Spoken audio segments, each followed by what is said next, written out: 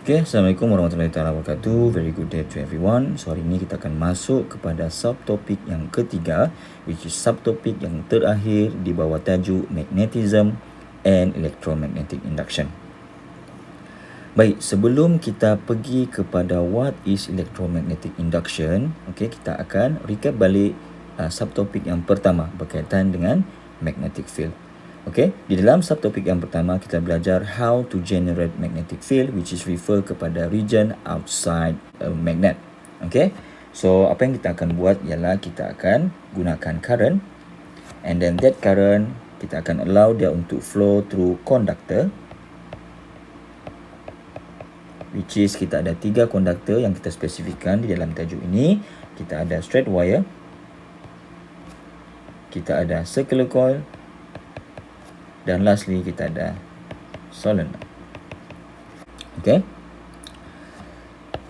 so untuk electromagnetic induction ini, the idea was, can the process be reversible, or in other words, boleh tidak kita hasilkan current daripada magnetic field. So that is the idea behind electromagnetic induction. Okay, so kita akan gunakan magnetic field untuk menghasilkan current, or in other words, basically kita try untuk generate electricity. Now this idea was not possible, okay, until Michael Faraday, he come out with the idea, basically the process can be done. And to do that, dia juga akan menggunakan conductor. So throughout this subtopic, kita akan tengok macam mana kita boleh hasilkan current menggunakan conductor dan juga magnetic field. Baiklah, sebelum kita move further kepada electromagnetic induction, first kali kita akan belajar 2 konsep. Konsep yang pertama yang saya maksudkan ialah berkaitan dengan right hand grip rule number 2. Now this right hand grip rule number 2 sudah pun kita cover pada subtopik yang pertama. Baik, di dalam right hand grip rule number 2 ini kita ada 2 part. Satu kita ada thumb dan satu lagi adalah fingers, di mana kedua-dua part ini akan menunjukkan direction untuk 2 kuantiti. Untuk right hand grip rule number 2, kita punya thumb akan menunjukkan direction of magnetic field B, dan kita punya finger akan menunjukkan direction of current I. Now, selain daripada itu juga kita akan buat sedikit tambahan di mana kita punya thumb tadi bukan setakat menunjukkan direction of magnetic field B, tetapi dia juga akan menunjukkan direction of north. Okay, menunjukkan arah north, which is merujuk kepada north pole of the magnet. Kemudian yang kedua, kita akan belajar konsep berkaitan dengan change in magnetic flux. So di dalam subtopik yang kedua berkaitan dengan magnetic flux, kita sudah pun belajar bahawa magnetic flux V is equal to magnetic field B times with area, and then we have cos theta.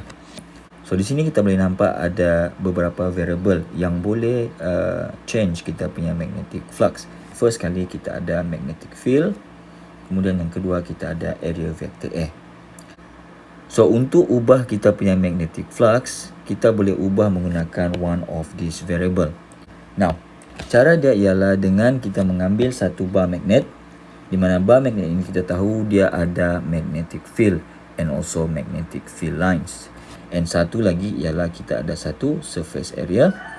So over here will be our surface area. Dan surface area ini akan menerima kita punya magnetic field lines daripada bar magnet. Moving this bar magnet towards the area, then the magnetic field lines that enters this area will increase. So as your magnetic field lines be increased, therefore magnetic flux for that area akan increase. So magnetic flux for that area will increase. What will happen if I move this bar magnet away from the area? Then what will happen is our magnetic field lines B will decreases, and then kita punya magnetic flux juga akan decrease. So by moving its away, then what will happen is our magnetic flux will decrease.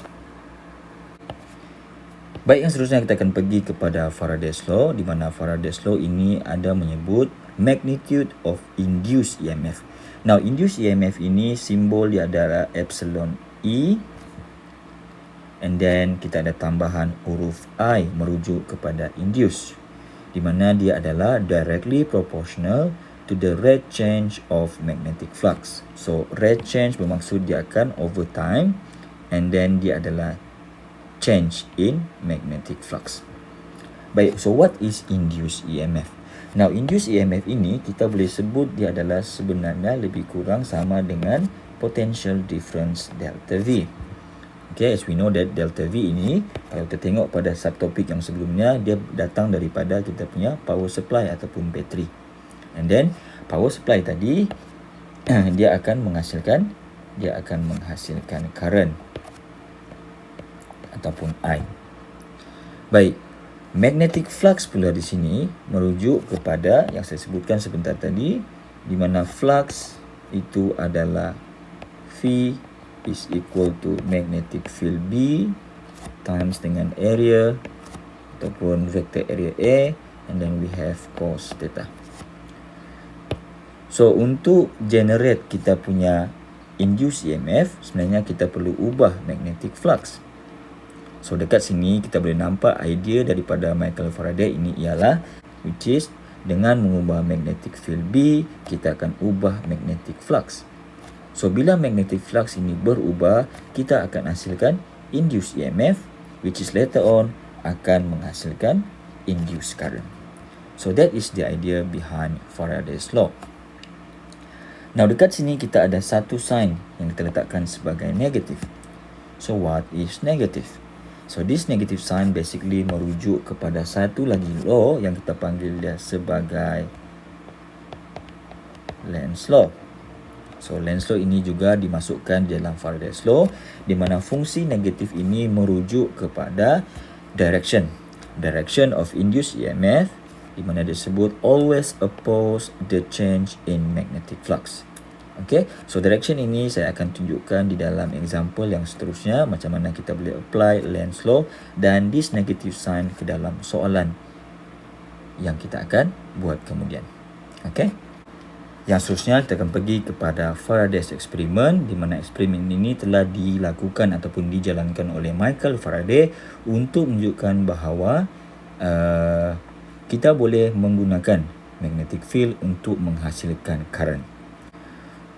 So, di sini kita ada dua part utama. Satu ialah kita punya bar magnet, di mana fungsi bar magnet ini adalah untuk provide ataupun produce magnetic field lines.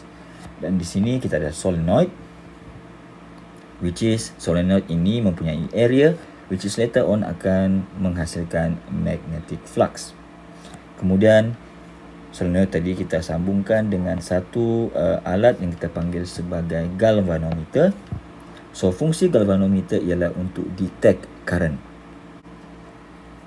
Galvanometer mempunyai scale positif dan juga negatif. Semasa jarum ataupun penunjuk dalam galvanometer itu menunjukkan pada part kosong, itu menunjukkan bahawa current kita adalah kosong. No current. Okay, so tidak ada current di dalam kita punya circuit. Ini kita panggil sebagai deflection. Okay, sama ada dia pergi ke arah positif ataupun arah negatif, ini menunjukkan bahawa kita ada current di dalam circuit. Okay, now this positive and negative menunjukkan bahawa direction of the current yang masuk ke dalam galvanometer. So, kalau dia menunjukkan ke arah positif, bermaksud kita punya current adalah bergerak daripada sebelah kiri ke sebelah kanan. Dan kalau current itu ataupun meter tadi menunjukkan ke arah negatif, deflect ke arah negatif, bermaksud kita punya current adalah daripada kanan ke sebelah kiri. Untuk observation yang pertama, Michael Faraday cuba meletakkan bar magnet itu di dalam keadaan yang statik. Ataupun dengan arti kata lain, bar magnet tadi tidak bergerak. So, no movement of the bar magnet. So bila bar magnet tadi tidak bergerak, bermaksud magnetic flux yang terhasil pada area of the solenoid, magnetic flux tadi adalah dalam keadaan yang constant.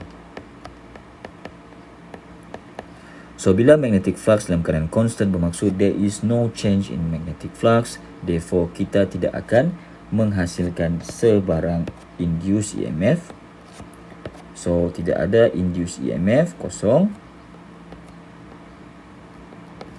So bila induced EMF kita adalah kosong, bermaksud kita punya induced current juga adalah kosong. So dekat kita punya circuit tadi, okay, fungsi galvanometer adalah untuk detect sama ada kita akan hasilkan current ataupun tidak. But since kita punya magnetic flux tadi dalam keadaan constant, induced EMF kita akan jadi kosong dan induced current juga akan jadi kosong. Therefore meter kepada galvanometer kita tadi akan menunjukkan ke arah kosong, disebabkan there is no current, okay, generated dekat kita punya circuit. So no current. Baik, untuk observation yang kedua, Michael Faraday cuba menggerakkan bar magnet ini towards solenoid. Bermaksud kita punya bar magnet akan approaching kita punya solenoid. So what will happen? Now kalau kita cuba gerakkan kita punya bar magnet ini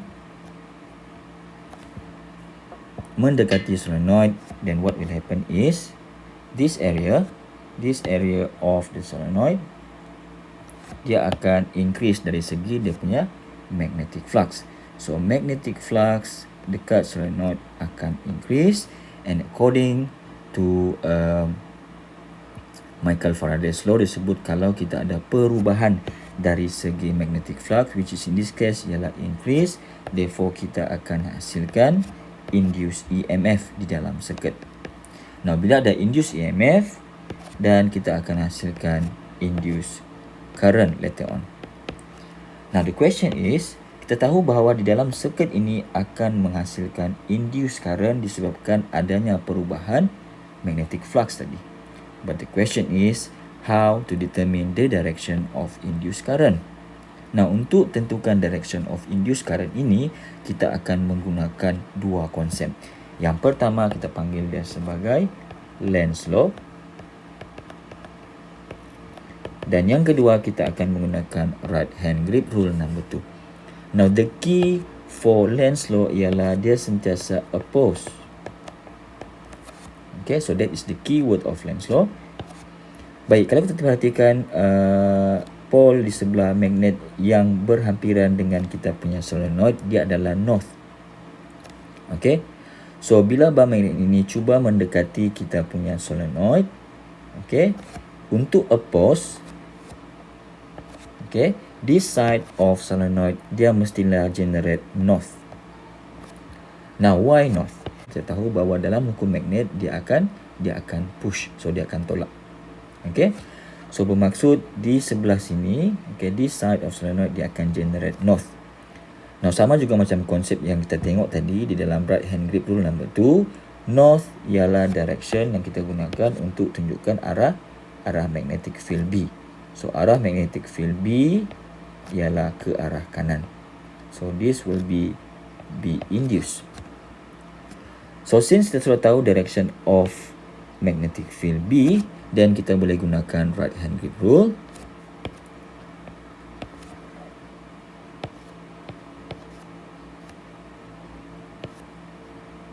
di mana kita akan meletakkan kita punya tangan dalam posisi begini. Okay, di mana kita punya thumb akan tunjukkan arah magnetic field B, which is this time ialah magnetic field B induced, and then kita punya finger akan tunjukkan direction of induced current, di mana kita punya current sekarang dia akan ke bawah lah. Okay, so dekat kita punya solenoid, kita punya current akan ke arah bawah, which is dia akan pergi begini. Okay, so kalau kita follow the whole circuit, which mean kita punya wire dia akan turun ke sini. Okay, So current itu akan continue bergerak sampai ke sini, and then kita punya meter nanti akan berubah daripada dia akan deflect daripada kosong, dia akan pergi ke sebelah kanan. So bila ada berlaku deflection, maksud confirm lah bahawa kita akan ada induce current, and then current tadi dia akan continue sini dan dia naik balik. Okay, so this is the direction of induced current produced di dalam kita punya solenoid. Baik, untuk observation yang ketiga ialah bar magnet ini kita akan gerakkan dia menjauhi solenoid. So which mean kita punya bar magnet akan bergerak ke sebelah kanan. So what will happen is, this is the area of the solenoid yang akan menghasilkan magnetic flux. As the bar magnet moving away, so the magnetic flux inside the solenoid will decreases. Bermaksud itu ada perubahan. So bila ada perubahan dari segi magnetic flux which is decreases, according to Michael Faraday's law, disebut kita akan juga menghasilkan induced EMF, which is later on kalau ada induced EMF kita akan ada induced current. Okay, so sama juga soalan dia, what is the direction of induced current di dalam observation yang ketiga. Now, kita akan gunakan Lenz law, di mana Lenz law dia ada sebut keyword kepada Lenz law dia mestilah oppose. Okay, so sekarang ini kita punya bar magnet is moving away, and this side of the bar magnet ialah north.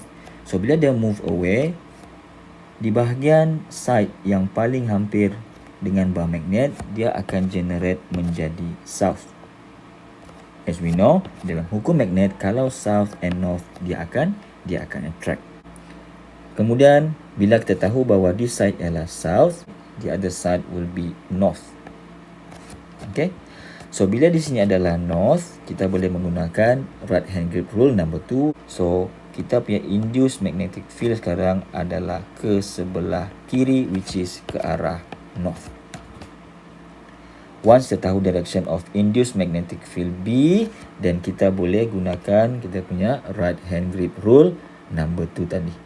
So this one saya akan bawa ke sini.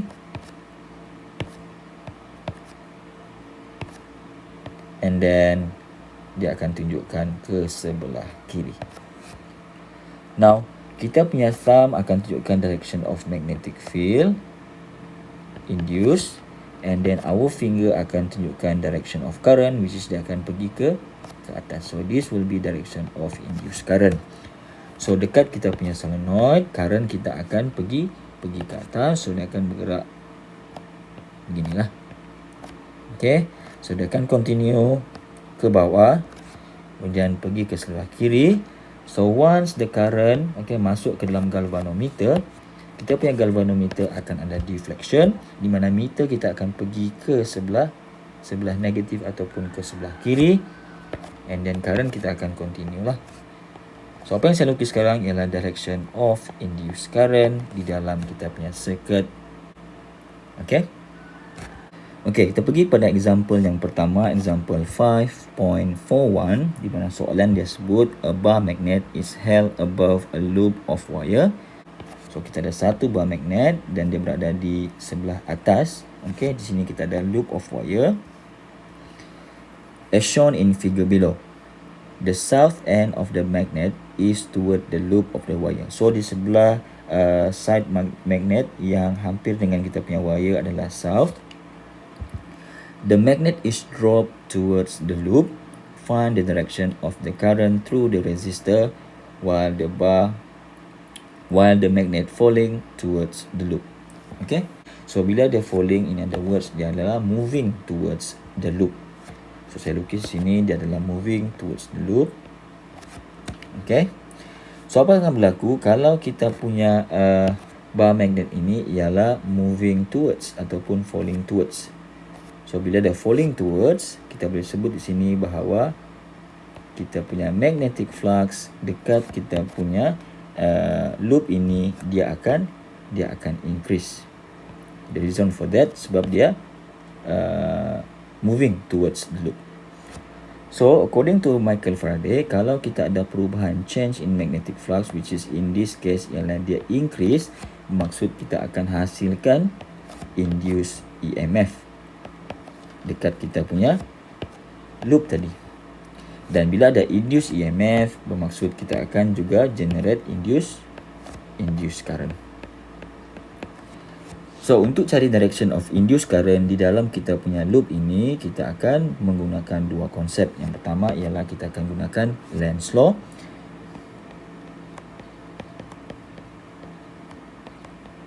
Okay, di mana keyword untuk Lenz law dia adalah oppose. Okay, now kita tengok kepada bar magnet yang paling hampir dengan kita punya loop, which is dia adalah south. Dan kali ini kita punya bar magnet ialah moving towards. So what will happen is, di sebelah loop ini yang paling hampir dengan kita punya bar magnet, dia akan generate magnetic field, di mana untuk kali ini dia akan oppose. Bila dia oppose, bermaksud di sebelah atas top side of the loop dia akan generate south. Kita tahu bahawa kalau south dengan south dalam magnet, dia akan tolak lah. So dia akan tolak. So top side of kita punya loop akan menjadi south, bermaksud di sebelah bawah dia akan menjadi north. So over here akan menjadi north lah. Baik. So since kita sudah tahu direction kita punya pole di sebelah atas adalah south, di sebelah bawah adalah north, then kita boleh gunakan right hand grip rule number 2, di mana disebut right hand grip rule number 2 akan sentiasa menuju ke arah north. So arah north kita sekarang ialah ke arah bawah. So BI ke bawah ataupun induced magnetic field B. Kemudian saya gunakan right hand grip rule dan saya akan follow lah dia punya direction begini. Okay, so now kita punya thumb akan tunjukkan direction of induced magnetic field B. So saya letakkan sebagai BI, dan kita punya finger akan tunjukkan direction of induced current, which is dia akan bergerak ke sebelah kiri. So this will be induced current. Okay, so dia akan bergerak ke sebelah kiri. So kita punya current akan bergerak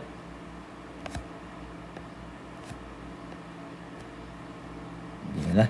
Okay, so this is the direction of induced current di dalam loop semasa kita punya bar magnet itu ialah falling toward ataupun approaching kita punya loop.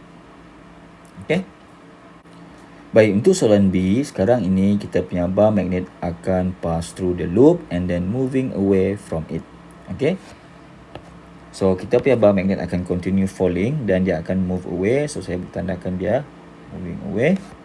Okay. So apa yang akan berlaku bila kita punya bar magnet ini moving away? So bila bar magnet is moving away, then what will happen is kita punya magnetic flux di dalam kita punya loop akan decrease. So bila dia decrease, bermaksud kita punya magnetic flux will change, ada perubahan.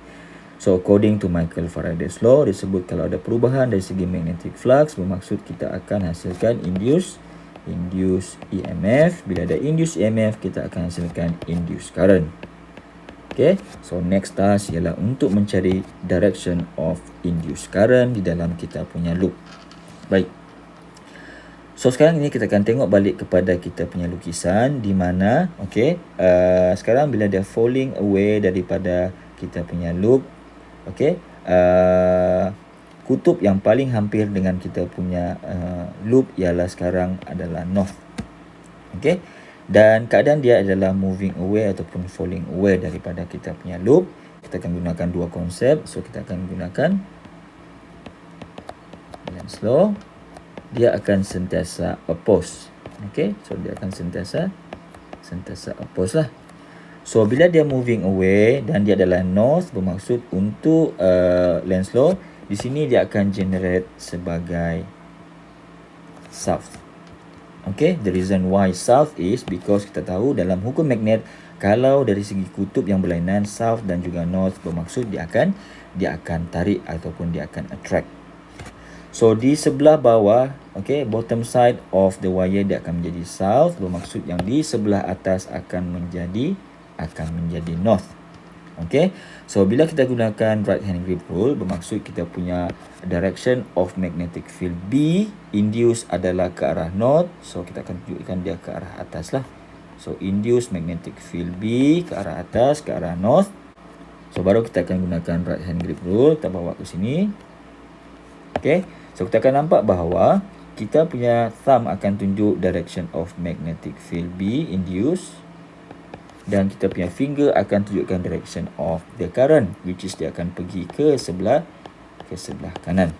Okay, so on the loop, current akan pergi ke sebelah kanan, dan bila pergi ke belakang dia akan pergi ke sebelah kiri. And this will be the direction of induced current di dalam loop semasa bar magnet ini pass through and move away from the loop. Okay. Okay, so dengan example question B daripada example 5.41, saya rasa itu saja untuk first part number 1 untuk electromagnetic induction. So I will see you on second part number 2 untuk electromagnetic induction di dalam video yang seterusnya. Thank you very much for your attention. Assalamualaikum warahmatullahi taala wabarakatuh.